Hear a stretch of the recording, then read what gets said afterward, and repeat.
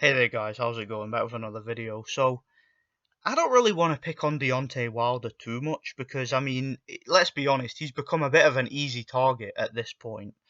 And, when a fighter loses and when they're at a low point in their career, I don't usually like to kick that fighter while they're down. I don't like to be too critical of fighters after they're defeated. Even if it's a fighter that I don't personally like, when that fighter loses, I'm not gonna come on here and gloat and be an asshole. I'm not really that's just not my style. But in regards to Deontay Wilder, and I'm not really here to attack Deontay Wilder. I'm not making this video, to just be disrespectful towards him. This is more of a retrospective video, if anything, on just the state of boxing in general. And not only that, but what kind of inspired me to make the video is the whole aftermath of what's gone on with the Tyson Fury Wilder situation, the ridiculous, just absolute nonsensical drivel that we've been hearing from Team Wilder and from the Wilder fans, and just that whole contingent of the boxing community that was so emotionally invested in Wilder, and from Wilder's own family. Just the drivel that we've been hearing from these people really lit a fire under my ass and convinced me to make this video, because I've got to be honest, man. When you look at Deontay Wilder's career, let's say you look at his career in retrospect, you go back and look at his old fights, but not only look at his old fights, look at the way he was managed and the way that his entire run as a fighter, up until the Tyson Fury fight, the way that it was all officiated, and the way that he was sort of coached and manufactured as a fighter to become champion. When you look at Deontay Wilder's career and resume in retrospect, it's actually pretty damn shocking. Now, the word hype job in boxing gets thrown around left, right, and centre to the point where it's almost become a cliche at this point. I mean, every time a fighter loses, oh, he's a hype job. Every time a fighter has a tough fight, like say a fighter like Lomachenko gets knocked down, or Triple G takes a few punches and gets marked up, he's a hype job. He's the worst fighter ever. He's a piece of shit. He's crap. He's Glass Joe. People tend to over exaggerate and overly use that term hype job. But I have to be honest, I just have to call it as I see it. I don't think there is another fighter in the history of boxing who was as artificially hyped as Deontay Wilder. A fighter that was so shockingly bad and so shockingly protected, to the point where he was able to amass a record on paper that most fighters couldn't even dream of, and was able to go on such a long and successful run as champion, while fighting absolutely nobody and being hyped up to no end and being so highly regarded by the mainstream boxing media, and being able to generate so much controversy online, and being able to stir up so much shit in the boxing community. Like when you take all that into consideration, when you think of just the absolute impact that this guy had on boxing, with such with such a lack of ability, just all round ability, it's really shocking. And what's also really shocking to me is just the way that this guy was brought along, the rules that were bent in order to keep this guy winning, the fights that, in my opinion, were blatantly, blatantly fabricated and blatantly manipulated. I mean, there was just so much corruption and so much fuckery surrounding Deontay Wilder that it's absolutely flipping disgusting. I mean, the first 40 or so pro fights of this guy's career, he just scraped the absolute bottom of the barrel. I mean, if you go back and look at Deontay Wilder's early career, after he came out of the amateurs, and let's not forget, the guy was an Olympian. Okay, he was an Olympic bronze medalist. And I know he came to the game a little bit late, but let's be honest, okay? When you win a medal in the Olympics and you then transition over to the pros, you expect that, you expect a fighter of that sort of caliber to be brought along steadily. You expect them to have a gradual increase in opposition over the years. What you don't expect them to do is fight just absolute cans for about a decade. I mean, to turn pro in 2008 and spend the next 10 years or so fighting fat middleweights and you know, guys that don't even, you know, guys that you look at them and you think, how do these guys even get a license to box? I mean, I look at some of these guys Deontay Wilder fought in the early part of his career, guys that were like 5'10", 5'11", you know, with a big belly that hangs below their knees. You know, the type of guys that look as if they're diabetic. You know, they look as if they've got you know, serious health issues, and they really shouldn't be fighting. And and you're seeing them fight this big, tall, athletic, 6'7", former basketball player who's won you know, won a shit ton of fights. You know, by first round knockout, and you look at his record, and you look at him fighting these guys, and it's like it's reminiscent of a schoolyard bully beating up the little kids, you know, beating up all the little fat kids and stealing their money. That's what it was like seeing Deontay Wilder fight some of these guys. But the shocking thing about it is, and the most disturbing thing about it, in my opinion, is that even though he was scraping the absolute bottom of the barrel and fighting just the easiest and lowest level of opposition possible, he wasn't even looking good doing it. Okay, Deontay Wilder was getting stunned by fat middleweights. You know, he even got dropped a couple of times. He got dropped by Dustin Nichols. He got dropped by that other journeyman, Sconiers. Um, and then when he did start to sort of fight for you know, fight somewhat borderline contenders, it was just so pathetic what they did, man. I mean, they were literally paying guys to just lay down for him. I mean, the Mallet Scott situation was a prime example of this. The rematch against Bermane Stiverne. I mean, the first fight against Bermane Stiverne showed up badly out of shape. He showed up, you know, with an illness apparently. Yet he still went 12 rounds with Wilder. Was never seriously hurt. You know, never really looked like he was in any serious distress in that fight. You know, he was able to go 12 rounds. He was durable enough to take the punches. Then in the rematch, he takes one shot and he goes down like a sack of spuds. It was pathetic. Just one of the most blatant dives I think I've ever seen. You know, Wilder was caught up in that whole PBC realm where Al Heyman was basically bringing these guys in to just stand right in front of him and just let him land the right hand, and there you go, fight's over. Um, and then this myth developed, you know, this narrative that Wilder had this insane, like amazing knockout power, that he was like the biggest punching heavyweight in boxing history, that he hit harder than Mike Tyson, that he hit harder than the Klitschko's, he hit harder than every heavyweight in history, he hit harder than Lennox Lewis, he was the best athlete of all time, and just the shit that we were having to deal with on here, and it used to piss me off. Like, it used to really, really irritate me when I would hear, you know, experts in the boxing industry, you know, the boxing media talk about Wilder's right hand like it's the greatest thing they've ever seen. And I had to point out constantly in these videos that, guys, it took Wilder 11 rounds to stop Johann Duhaupas, the same guy that has been knocked out in the early rounds on several occasions now. Okay, look at the Povetkin fight. Look at some of his other fights. I mean, it took Wilder 11 rounds of just a sustained beating, sustained punishment, in order to finally force the referee to stop the fight. Um, it took Wilder 9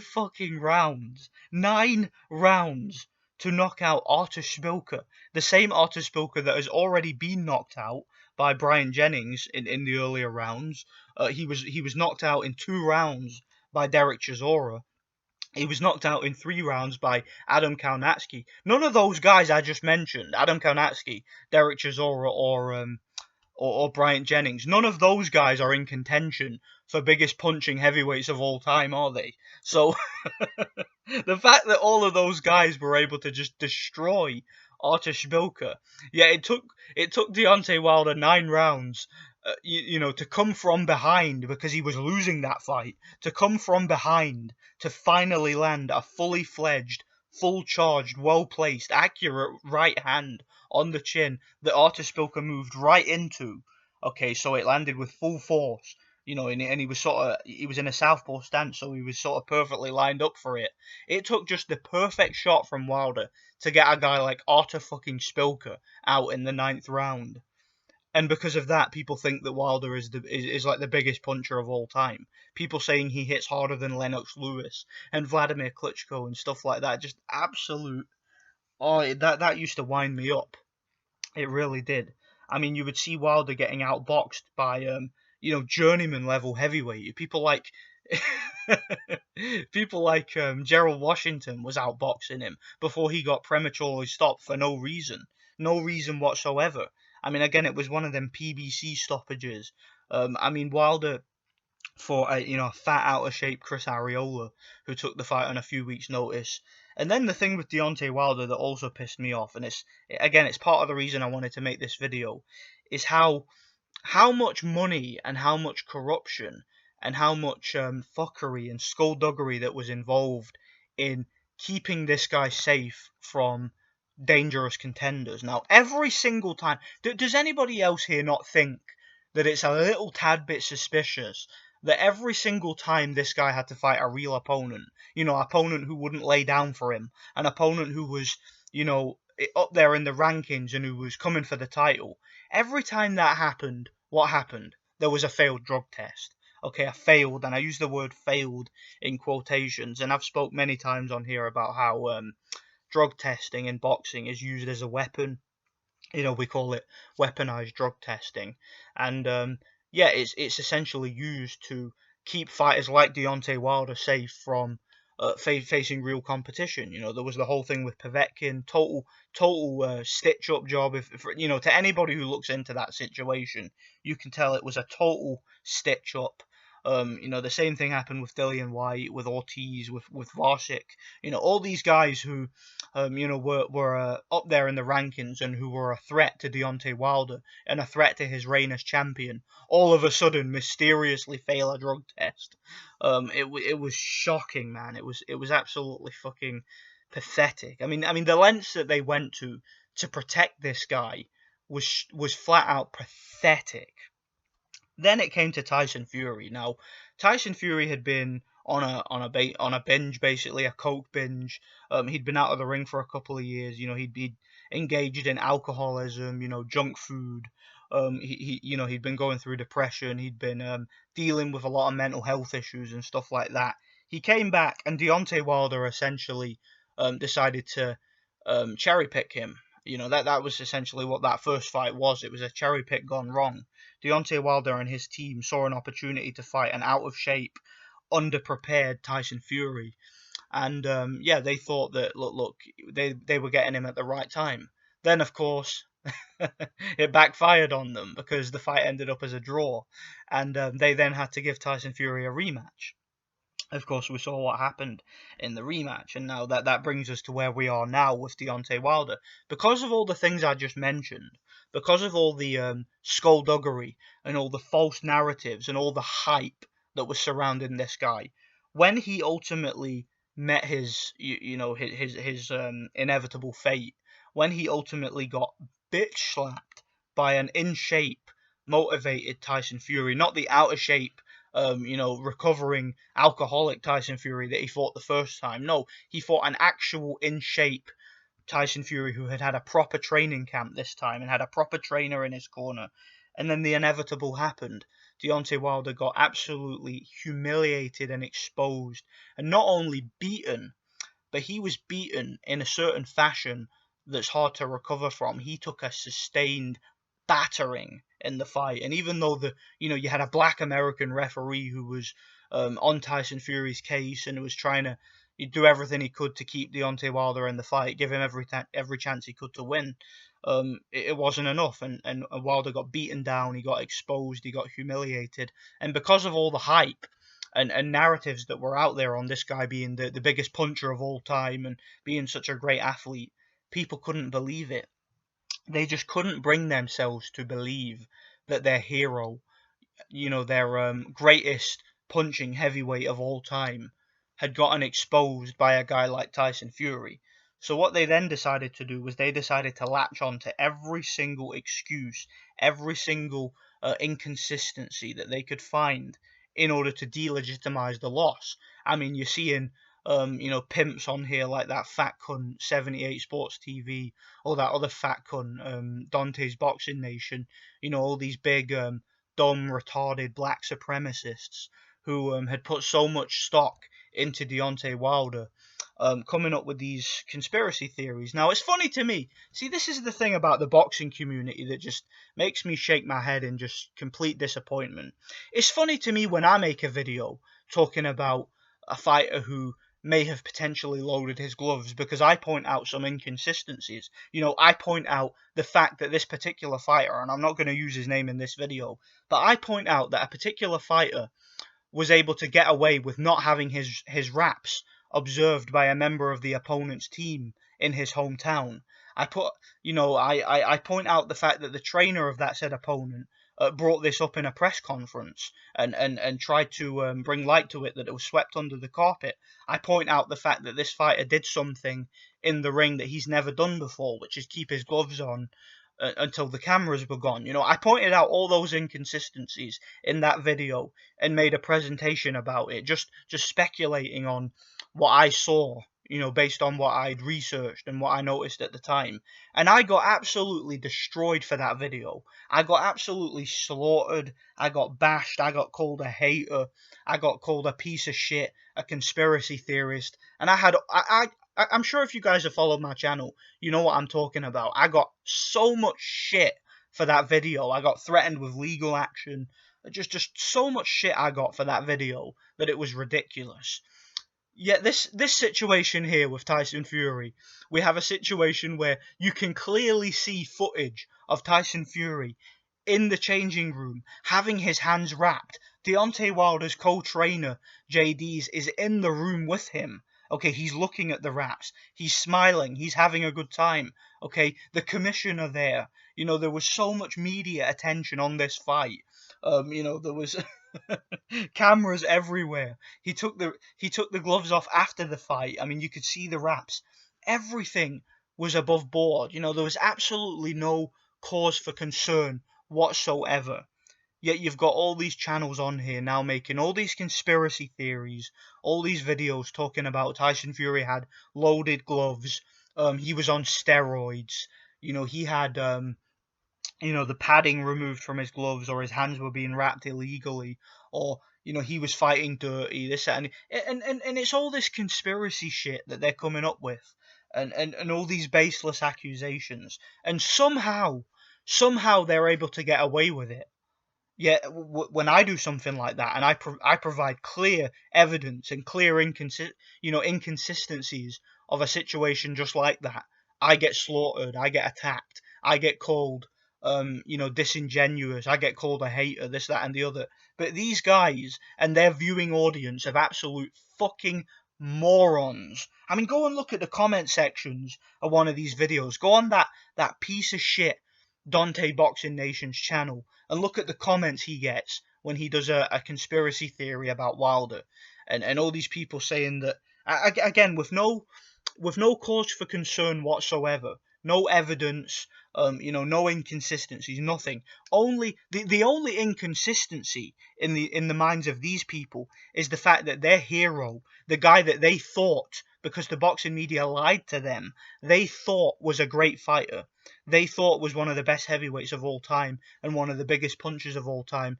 and one of the best athletes of all time. The fact that that guy got knocked the fuck out by a white man is what is the inconsistency here. That's what these people can't get their heads around. So they come up with these conspiracy theories, they latch on to these ideas, and yeah, they just get absolutely caught up in this nonsense because they can't bring themselves to believe that their hero got knocked out. And that is why I say that Deontay Wilder is probably the biggest hype job in the history of boxing. And again, this hype job is a word that gets thrown around. I mean, I'm sure there are people out there, when Mike Tyson first lost a fight, when he got knocked out by Douglas, I'm sure there were some people back then who would have called him a hype job, but at least he had a legitimate run as champion before that point.